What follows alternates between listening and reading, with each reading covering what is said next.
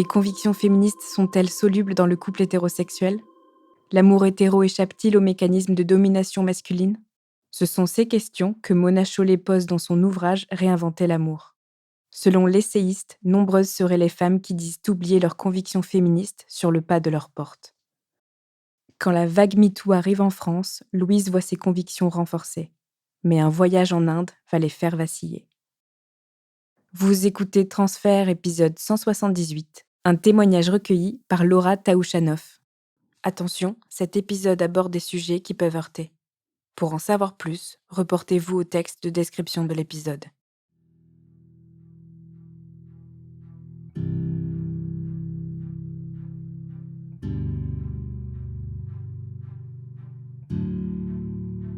Mes premières histoires amoureuses au collège se sont relativement mal passées.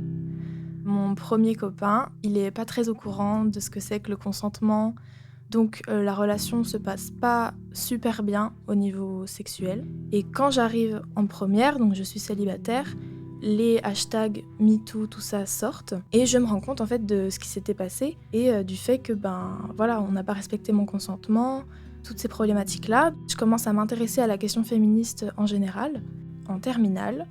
J'ai 17 ans, je commence à m'intéresser un peu aux possibilités que j'ai pour partir à l'étranger. Je découvre cette bourse pour partir. Le concept, c'est que mes parents accueillent des étudiants d'autres pays, donc un par trimestre, et moi, en échange, je vais dans des familles qui ont envoyé des étudiants à l'étranger. Du coup, je choisis l'Inde parce que je me dis que niveau culturel, je pense que ça va être une année super riche. Et c'est un peu d'ailleurs ce que les gens autour de moi me disent. Ils me disent, mais tu vas voir, c'est une planète, c'est pas sur la planète Terre, c'est ailleurs. C'est vrai que quand on me parle de l'Inde ou que je lis des trucs sur l'Inde, je me dis, bon, va peut-être falloir que je mette en sourdine cette partie de moi féministe pour pas que des débats se créent toutes les 5 minutes et que je puisse vivre mon échange à fond. Donc je me prépare mentalement à m'adapter à la culture là-bas et à ne pas leur imposer ma culture. Et il y a cette phrase qui revient tout le temps qui est faut dire oui à tout. Faut dire oui, évidemment, aux tâches ménagères pour aider la famille, mais aussi dire oui à toutes les sorties, dire oui à l'organisme dès qu'il organise quelque chose, dire oui à tout. Ça m'inquiète pas tellement parce qu'à ce moment-là, je me dis juste, c'est pas trop mal, comme ça va me forcer à sortir, ça va me forcer à sortir de ma zone de confort. Je me dis, oui, ça va être différent, mais en même temps, je pars pour que ça soit différent. Je suis prise, je pars du coup en Inde. Le départ, il est prévu pour le 7 juillet, le lendemain du résultat de mon bac. Le sentiment, il est extrêmement bizarre parce qu'on se rend compte de ce qui arrive, parce que ça y est, on s'y prépare depuis 1 an. Et en même temps, je crois que je stresse pas du tout. C'est comme si tout prenait place, en fait, dans toute ma préparation. Et jusqu'au dernier moment, je ne pleure pas. Je dis au revoir à ma famille, je suis super calme. Je prends ma valise, je passe la porte d'embarquement. Et il y a un grand tunnel en verre dans l'aéroport Charles de Gaulle. Donc je le monte, il y a un escalator, donc heureusement, j'ai pas trop à faire de mouvement. Et c'est là qu'en fait, je commence à pleurer. Et ça y est. Tous mes amis qui participent à l'échange avec moi ont eu un contact avec leur famille. Certains 2, 3 mois avant le départ. Et moi, c'est pas faute d'essayer puisque j'ai envoyé plusieurs messages sur WhatsApp au numéro qu'on m'a laissé. La personne me laisse en vue. Donc je me dis, bon, premier pas dans l'inconnu, c'est pas grave. Quand j'arrive à Nagpur, effectivement, ils sont beaucoup en fait à m'attendre, je dirais une petite dizaine. Entre la famille du coup qui va m'accueillir en premier, ceux qui attendent d'autres personnes, ça fait vraiment un comité d'accueil. Alors je ne connais personne, on m'explique très peu qui est qui, juste je souris. Et oui, on voit directement qu'on n'est plus en Europe, quoi. Cette femme qui m'accueille, elle m'explique qu'elle est très haut placée dans le programme de bourse qui me permet de partir et que c'est elle chez qui je vais rester jusqu'à nouvel ordre puisque la famille où j'aurais dû aller habite à la campagne et on me dit que pour une fille blanche, ça risque d'être assez dangereux. Je vais rester avec elle jusqu'à ce qu'elle trouve une famille qui puisse m'accueillir. Je me retrouve avec cette femme, elle a un charisme de fou. Ça ne me viendrait pas en tête de remettre en cause son autorité. Je la suis dans la voiture. Alors déjà, c'est une épreuve, la voiture en Inde, parce que je commence à chercher pour la ceinture de sécurité, mais il n'y en a pas. Donc je me serre contre ma petite sœur d'accueil qui a le même âge que ma petite sœur en France. Elle s'appelle Sainte-Vie, donc c'est vrai que directement, il y a un peu un lien qui se crée entre nous, surtout que c'est elle qui m'explique un peu tout. Ses parents, ils m'adressent très peu la parole. J'arrive de nuit, donc je ne repère pas du tout les lieux. Je monte les escaliers, ça a l'air d'être du marbre, et du coup, au premier étage, il y a le début de la maison, donc avec un énorme salon qui sépare une chambre, et il y a un escalier qui est ouvert sur cet espace, et quand on le monte, il y a en haut la chambre des parents et la chambre de la petite sœur avec une salle de bain. Et sur le mur de cet escalier, il y a un portrait de famille officiel, tous en tenue d'apparat. La mère, elle porte un sari, la petite, une robe avec des paillettes de partout, le père, un smoking, je crois, et le grand frère, du coup, qui n'est pas là, mais qui est sur la photo, qui est aussi, voilà, très souriant. Ils regardent tous l'objectif et ça fait vraiment, ouais, maison américaine un peu. Je comprends que je vais dormir dans la chambre des parents et eux, ils vont tous s'entasser dans la chambre de la petite fille, du coup. Et pour y accéder, il faut passer par la chambre des parents. Donc, il y a beaucoup d'allées et venues dans ma chambre. J'ai très peu d'intimité. Donc les 10 premiers jours, je les passe avec Sainte-Vie. C'est la petite sœur de 9 ans qui m'explique comment marche la maison, qui m'explique que j'ai pas trop le droit d'aller dehors pour l'instant parce que je connais pas encore trop la ville, donc ça peut être dangereux pour moi. C'est elle qui m'accompagne à l'épicerie pour m'acheter le gel douche, les choses que j'ai pas pu emmener dans ma valise, dans un anglais qui est impressionnant vu son âge, qui me montre un peu les environs. On fait des courses, elle essaie de me coiffer les cheveux, je lui fais des petites tresses avant d'aller à l'école. C'est un peu la seule personne avec qui j'ai une interaction. Donc je passe mon temps sur mon téléphone. Quand j'ai plus de batterie, je regarde les nuages.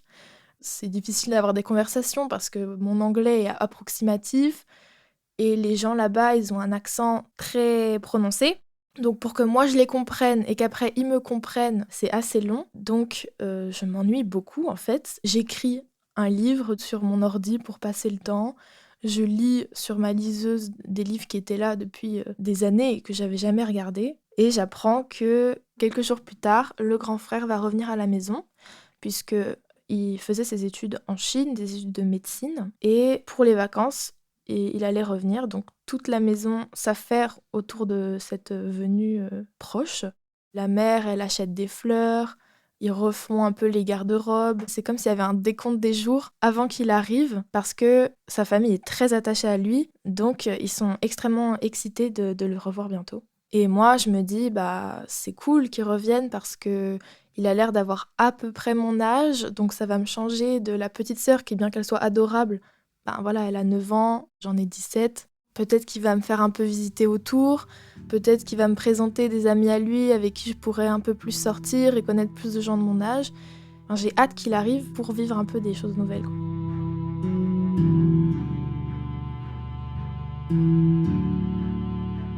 Je vois des photos de lui sur les murs, sur le frigo. C'est des petites photos d'identité qui datent de plusieurs années, donc il a encore les joues rondes. Bon je calcule un peu, d'accord, s'il a eu cet âge-là, à cette époque-là, ça veut dire qu'il va à peu près avoir 20, 21 ans.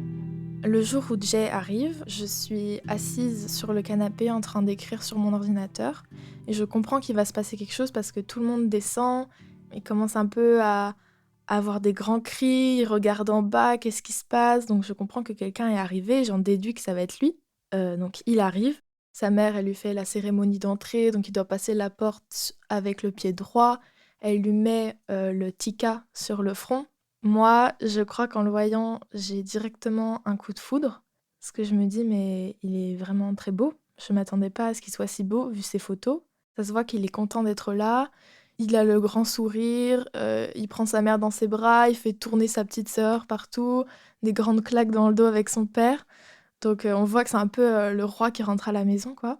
Une fois qu'ils ont fini de se dire bonjour, moi, je me lève, je me dis, ça va être mon tour, du coup. Je suis un peu confuse, surtout que c'est une des premières personnes que je vois depuis que je suis arrivée, donc j'ai pas encore eu le temps de me faire aux usages. Donc j'arrive et en fait, je m'approche pour lui claquer une bise et lui, il comprend pas, il dit: «Mais qu'est-ce qu'elle veut?» Donc il finit par me prendre dans ses bras maladroitement. Les premiers jours, moi, j'essaye de beaucoup plus descendre dans les parties communes de la maison que d'habitude pour espérer le croiser. Alors je fais des choses que je pourrais totalement faire dans ma chambre. Je lis, mais en bas. J'écris, mais en bas, mais lui, à ma grande déception, il reste dans sa chambre jusqu'au jour où il s'assied à côté de moi sur le canapé et il me dit Est-ce que tu veux venir? On va aller regarder Le Roi Lion avec Sandvi, ça pourrait être sympa et tout. Il nous prend des places, du coup, on y va tous les trois au cinéma. Il me l'envoie à ma place par SMS pour que je puisse entrer. Donc, je lui donne mon numéro. Et une fois qu'on est dans le cinéma, il s'assoit entre moi et sa sœur. Et je passe tout le film à espérer qu'il tourne la tête vers moi pour me parler, pour m'embrasser. Je sais pas, je fantasme complètement. Et évidemment, il se passe rien. On sort et sur le chemin du retour, sa sœur est à l'arrière. Et en fait, c'est la première fois qu'on a un peu une discussion, vraiment tous les deux en dehors de la maison qui devient personnel puisqu'en fait on partage nos goûts en musique. Et du coup, on parle un peu de musique et c'est la première fois qu'on a une connexion autre que physique. Donc ouais, c'est un moment important quand même. Les jours d'après, j'essaye un peu de capter son regard, de voir si jamais je me fais des films ou s'il y a peut-être moyen avec lui. Mais en fait, je me dis que non, que jamais rien va se passer. Je me demande si jamais j'invente les moments que j'ai l'impression où il y a quelque chose, ou si ça existe vraiment. Je fantasme sur le fait que en pleine nuit, on se retrouve sur le balcon et on ait des discussions philosophiques, alors que, bah, bien sûr, il se passe rien. Au bout de 3 semaines avec cette première famille d'accueil, il est temps pour moi de partir, de changer, de déménager. Mais juste avant de partir, du coup, je vais dire au revoir à Jay. Et je vois qu'il est déçu. Et moi qui pensais que vraiment il y avait zéro moyen de quoi que ce soit avec lui, je suis un peu étonnée. Il me dit: «Est-ce qu'on peut se faire un câlin?» Je lui dis: «Bah oui, oui». Du coup, il me prend dans ses bras un petit coup, mais vraiment pas longtemps parce que voilà. J'arrive dans ma famille d'accueil, je m'installe, je rencontre mes petits frères et petites sœurs d'accueil qui sont beaucoup plus jeunes que Sandvi. J'ai à peine posé mes affaires que je vois qu'il m'a envoyé un message pour me demander: «Alors, comment elle est ta nouvelle famille? Ça va? Tu contente?» On commence un peu à parler, on se répond pas super régulièrement, mais c'est des longs messages. Donc on parle toujours de temps en temps comme ça, presque tous les jours en fait. Et je vois la date de son retour en Chine approcher à grands pas.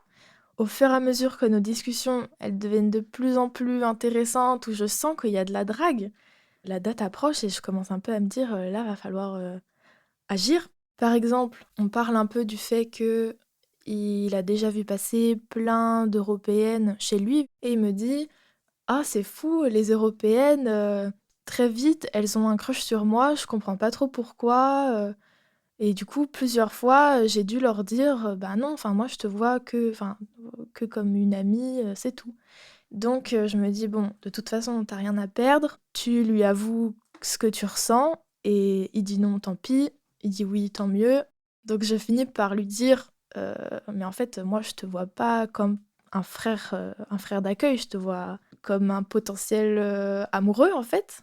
Et il finit par me dire: «Ben, moi aussi». Et en plus de ça, il est assez stressé parce que il a déjà eu une relation avec une indienne américaine qui avait la double culture et ça s'est assez mal passé puisqu'en fait, elle l'a trompé. Donc il se dit: «Si une indienne a pu me tromper, une française qui n'est plus vierge, qui a déjà eu plein de copains différents, c'est sûr qu'elle, elle va me tromper». Donc il a très, très peur, de notre différence de culture et moi, au début, je suis vraiment celle qui lui dit: «Mais t'inquiète pas, au pire, on essaye, on risque rien». Enfin, c'est trop dommage de dire, non parce qu'on a peur, alors qu'en fait, on pourrait vivre des trucs de fou.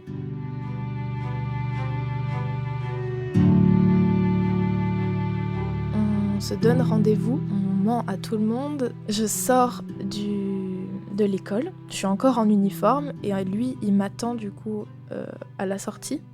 Je monte dans sa voiture et c'est un peu comme un film d'agent secret parce qu'il faut pas qu'on nous voit ensemble. Enfin, c'est très, voilà, très romantique et un peu un truc d'aventure, quoi. Donc, il m'emmène jusqu'à ma classe de danse indienne.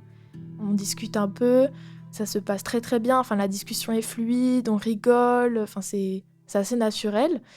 Et du coup, juste avant que je sorte de la voiture pour aller danser, je lui demande: «Est-ce que je peux t'embrasser?» et il me dit: «Ben, oui, j'aimerais bien». Donc après ce premier rendez-vous, on continue un peu de parler et je vois que lui, il a toujours certaines réserves Parce qu'il me dit des choses du genre, «Mais j'ai peur que ça marche pas, de toute façon avec moi, ça finit toujours par se terminer mal» et je comprends de fil en aiguille que, ben, il est assez, stressé. C'est vrai qu'avec mes convictions féministes, toutes ces angoisses, tout son stress, ça m'énerve un peu d'un côté parce que je me dis: «Mais c'est fou que ça qu'il donne autant d'importance à ce qui s'est passé avant dans ma vie. Enfin, c'est pas parce que j'ai déjà connu d'autres garçons avant lui que je vais le tromper pour autant». En fait, je me dis: «Lui, il connaît pas ma culture, du coup, je peux pas lui demander de faire des efforts». Alors je prends le parti de tout lui déballer, ma vie amoureuse et sexuelle, avant lui.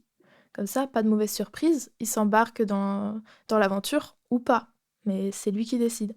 Donc je lui fais un gros pavé, un message énorme où je lui raconte tout et je finis par m'endormir en me disant: «Bon, bah, demain matin, j'aurai ma réponse» et le lendemain matin, il me dit que il a passé toute la nuit à cogiter, à boire du café pour rester éveillé, mais qu'il est d'accord, on va essayer de faire fonctionner ça ensemble. Quelques jours après, il s'envole pour la Chine et du coup, on se retrouve en relation longue distance et petit à petit, ses peurs, ses angoisses commencent à s'intensifier. Ça commence par sa demande que je bloque, tous mes ex. Moi, j'ai un peu de mal au début avec cette idée parce que je m'entends encore très bien avec certains d'entre eux, où on est juste devenus amis et c'est vrai que j'ai gardé des cadeaux qu'ils m'ont offerts. J'aime bien ce collier, bah, je vais le garder, enfin, c'est ridicule de le jeter, c'est de l'argent jeté par les fenêtres, enfin, ça n'a aucun sens. On s'appelle beaucoup en FaceTime et à un moment, je lui montre mes bijoux étalés sur, la table. Donc sur le coup, il dit rien, je sens qu'il se tend, mais je comprends pas trop pourquoi et le soir, il est super agressif et m'explique à demi-mot qu'en fait, en voyant tous les bijoux sur la table, il s'est demandé si jamais il y avait pas des trucs que mes ex m'avaient offerts et tout. Alors là, grosse colère, donc au début, je lui tiens tête un peu, je lui dis: «Mais arrête, c'est ridicule, c'est un collier, ça veut rien dire», enfin.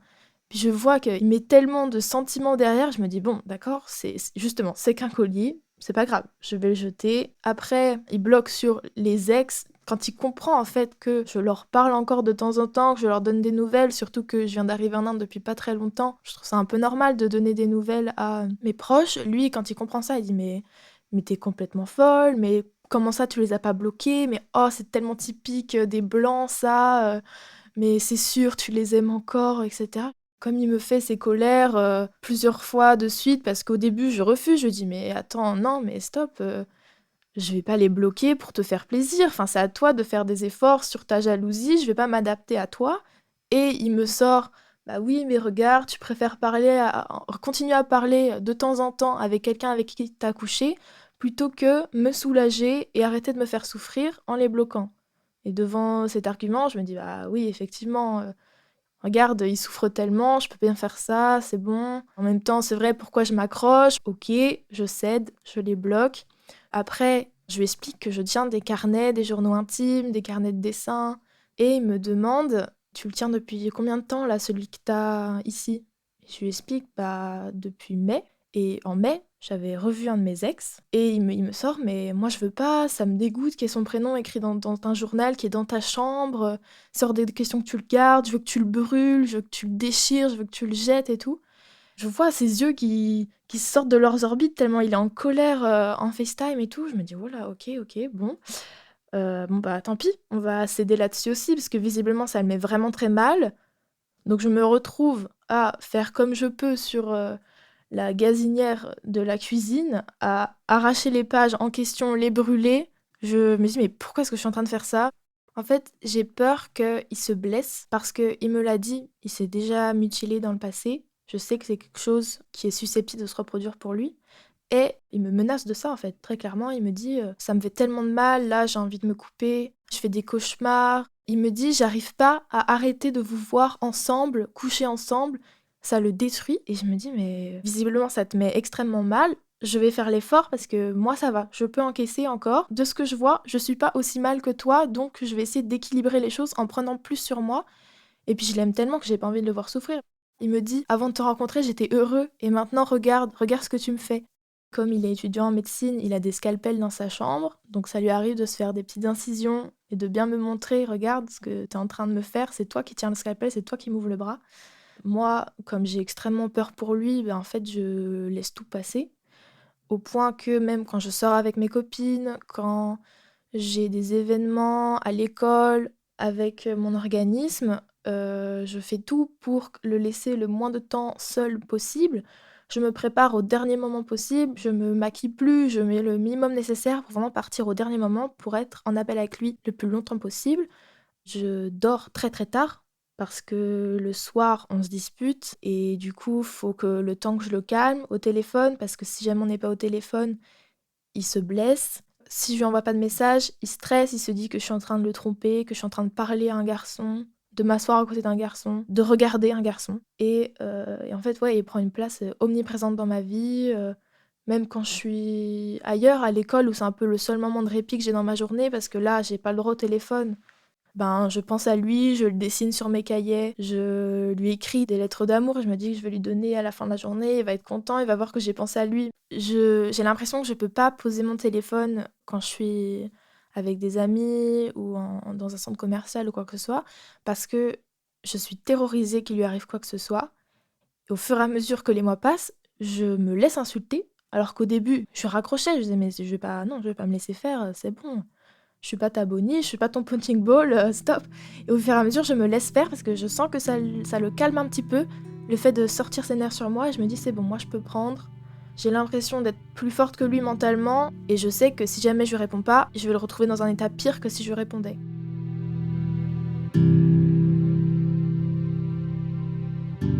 Donc au fur et à mesure que le temps passe, la violence, elle escalade. C'est-à-dire que au début, voilà, c'était des insultes. Très vite, il s'excusait, il se calmait, il disait «Ah, je suis désolée de t'avoir appelé comme ça, je sais pas ce qui m'a pris, ça recommencera pas, je te promets, mais tu comprends, tu me mets dans des états pas possibles aussi».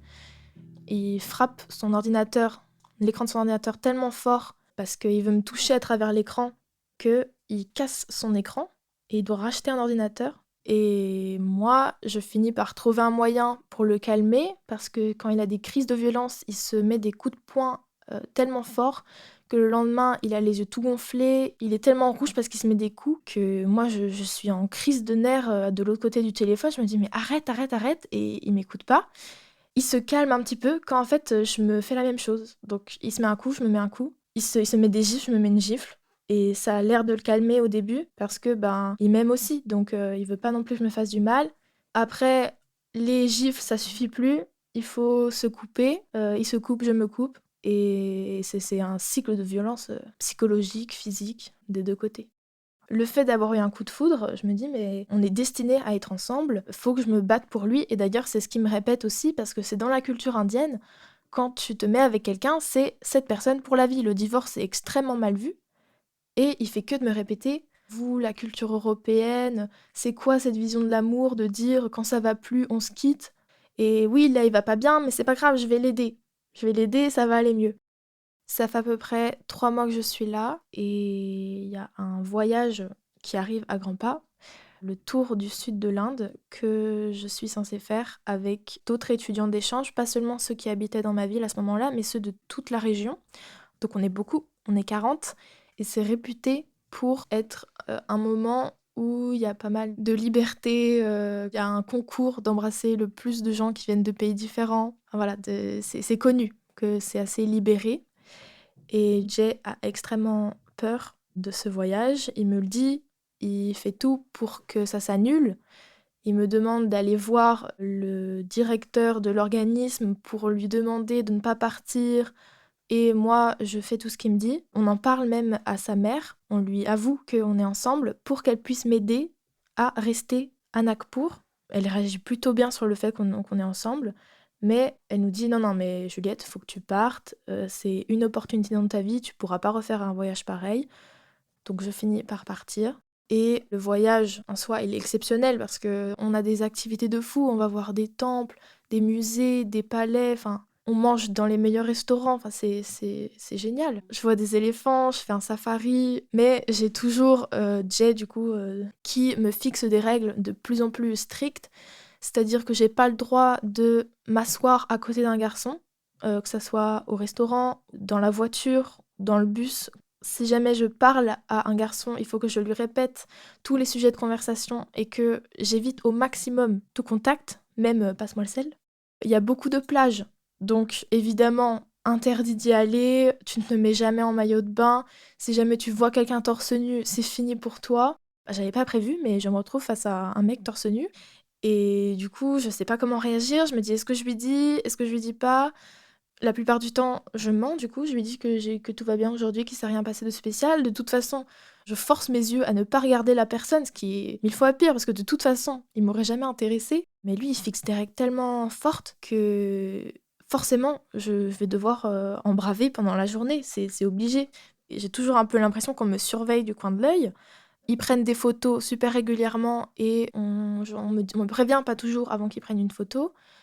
Donc, il y a possibilité que, Jay voit les photos sur les comptes Facebook et cetera et qu'après il me demande des comptes et ça arrive puisque lors d'une photo de groupe, il y a un Brésilien torse nu de l'autre côté du groupe et moi à l'autre bout.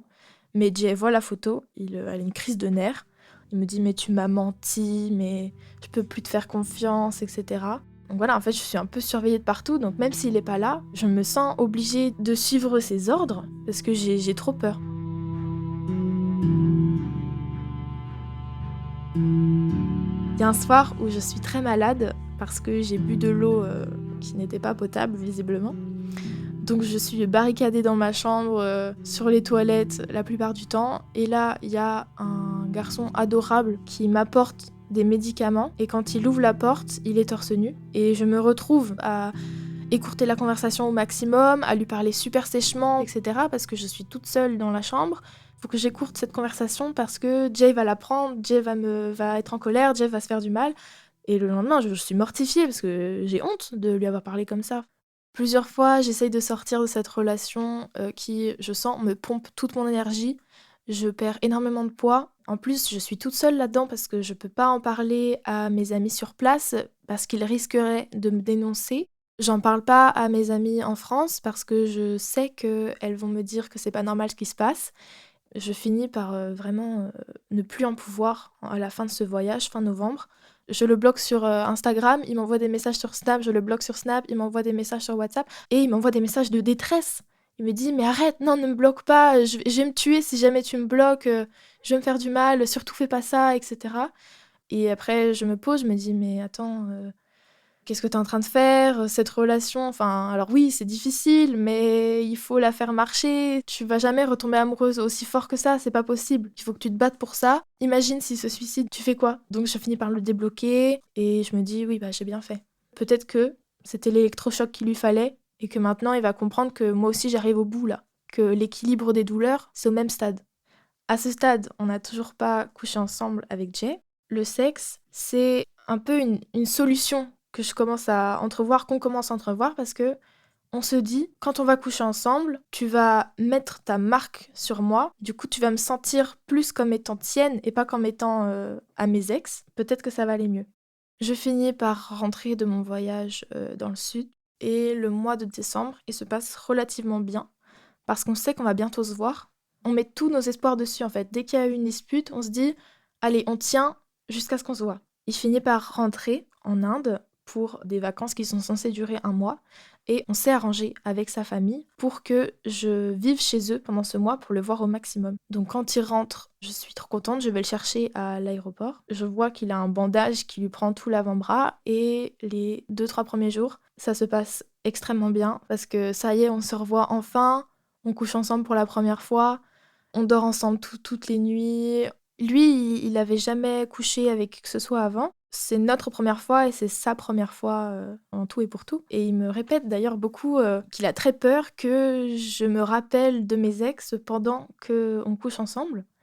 C'est vraiment ouais, une angoisse pour lui. Je suis tellement concentrée sur le fait de ne pas penser à eux que l'expérience est très bizarre en fait. C'est pas romantique, c'est pas. J'ai presque l'impression que c'est un devoir que je dois faire pour que notre couple aille mieux. Au fur et à mesure, quand il commence à me battre, il me dit pas là, on va coucher ensemble, t'as pas le choix, mais je me le dis toute seule. Le consentement, enfin, il est pas présent parce que c'est pour les mauvaises raisons que je le fais. Il en est conscient et il m'arrête pas pour autant. Il me frappe beaucoup, il m'étrangle J'ai des marques sur mon corps, j'ai des bleus, j'ai des griffures, au point que des fois, je peux pas sortir de la chambre pendant plusieurs jours le temps que mes bleus redescendent un peu. Mais il y a des fois où je ne peux pas me cacher parce que je suis obligée de sortir pour des événements. On couche ensemble pour qu'il puisse avoir le sentiment que je lui appartiens. Donc c'est un devoir. Il me fait bien comprendre que les soirs on ne couche pas ensemble, il se sent pas bien et le lendemain on se dispute beaucoup plus que d'habitude. Donc même quand je ne veux pas, je me tais, je dis oui oui j'ai envie.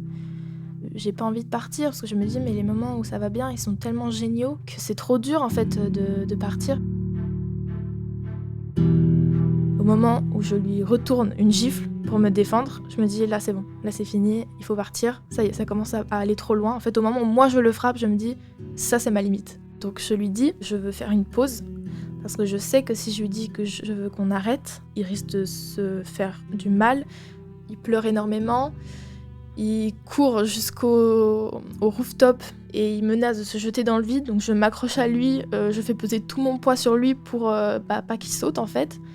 J'appelle sa mère qui court, qui le retient, ils ont une discussion. Elle m'envoie dans notre chambre, du coup, faire mes valises pendant qu'elle parle avec lui. Et sa mère, elle me dit mais faut pas que tu partes.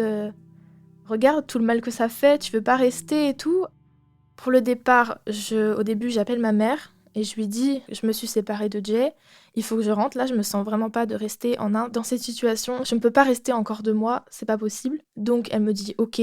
Elle voit très vite en fait que là, ça n'a pas du tout et elle me prend très au sérieux. Elle fait toutes les démarches pour moi, elle appelle l'organisme, elle donne une excuse parce que du coup, je suis pas censée avoir une relation. Donc elle leur dit qu'avec le Covid, j'ai besoin d'être à la maison avec mes proches et tout. L'organisme lui dit mais attendez madame, c'est pas très safe pour elle de voyager, vaut mieux qu'elle reste où elle est. En plus en Inde en ce moment, il n'y a pas trop de cas. Et le lendemain, la mère de Jay débarque et elle me dit la France rappelle tous les Français à cause du Covid, donc tu dois faire ta valise et ce soir tu rentres.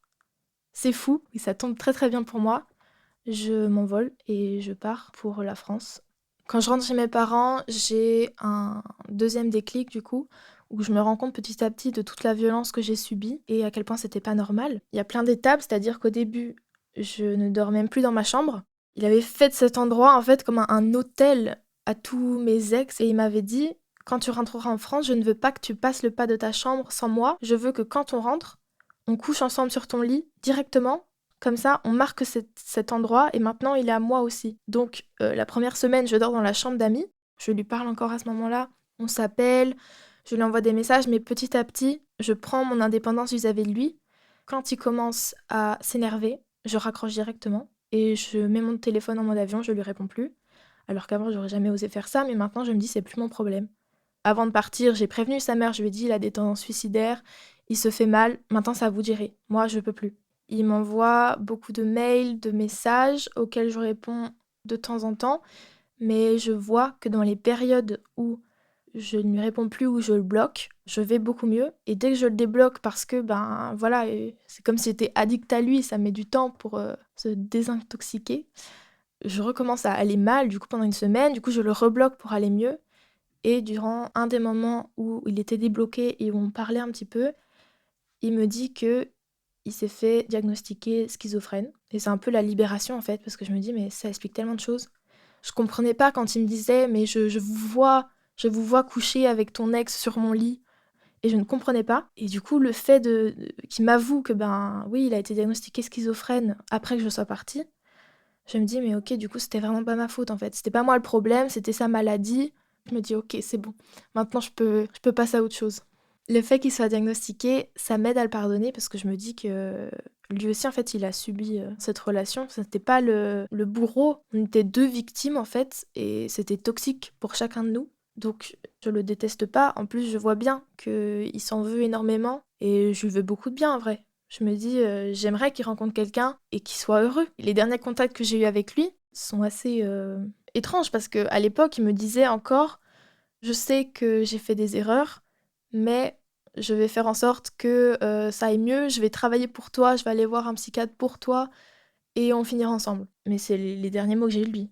Le fait d'avoir vécu une situation comme ça si jeune, j'ai l'impression que en fait ça va m'aider pour la suite parce que du coup, maintenant que j'ai connu tout ça, Je sais où mettre la limite dès le début. Avec mon copain actuel, en fait, on se voit depuis assez longtemps, mais au début, je pouvais pas mettre le mot couple dessus parce que dans ma tête, ça allait lui donner l'autorisation de me demander des choses que j'étais pas prête à donner. Faire des sacrifices dans un couple, je veux plus. Et aujourd'hui, ça fait même pas, si ça fait 1 mois et quelques jours qu'on se dit en couple, et ça va extrêmement bien. Maintenant, les moindres petites choses, je trouve ça super cool quand ça va bien, alors que les gens pourraient dire c'est ennuyeux, mais en fait, moi, je suis trop heureuse et tant mieux. Plus jamais je vais laisser quelqu'un me parler mal, plus jamais je vais laisser quelqu'un lever la main sur moi, et je pense qu'au premier signal de violence, je pars directement.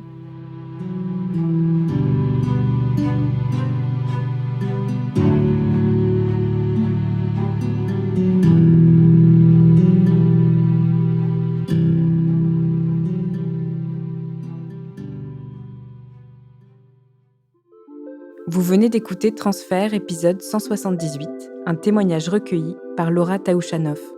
Il a été produit et réalisé par Slate.fr sous la direction de Christophe Caron et Benjamin Septem-Ours. Production éditoriale, Sarah Koskiewicz. Prise de son, Aurélie Rodriguez. Montage et réalisation, Victor Benamou. Retrouvez tous les épisodes de Transfert sur Slate.fr ou sur votre application de podcast préférée.